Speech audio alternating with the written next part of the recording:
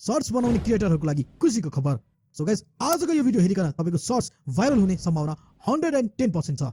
युट्युबमा shirts channel monetise भइसके अहिले कम्पिटिसन पनि एकदमै बढ्दो छ।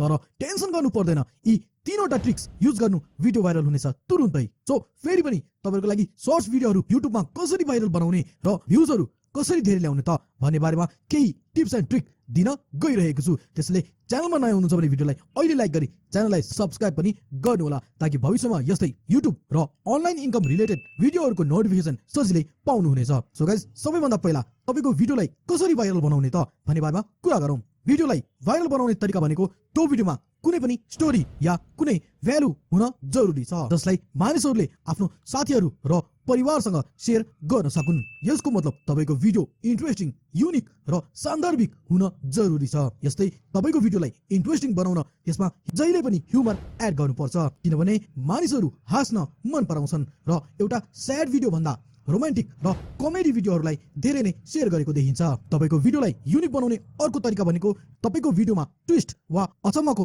इन्डिङ थप्नु जरुरी हुन्छ। यसले गर्दा दर्शकहरूलाई भिडियोमा लामो समयसम्म इन्गेज राख्न मद्दत गर्छ र यस्तो भिडियोहरू अरूसँग शेयर गर्न पनि मन पराउँछन् दर्शकहरू।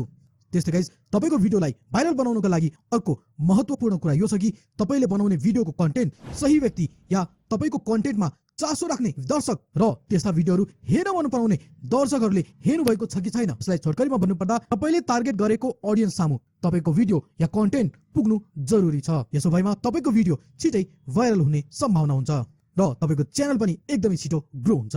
यस्तै युट्युबमा भ्युज धेरै ल्याउनको लागि हामीले हाम्रो च्यानललाई अप्टिमाइज गर्नु एकदमै जरुरी छ। जस्तै भिडियोसँग रिलेट हुने खालको किवर्डहरू भिडियोको टाइटल, डिस्क्रिप्सन र ट्याग राख्नु एकदमै जरुरी हुन्छ।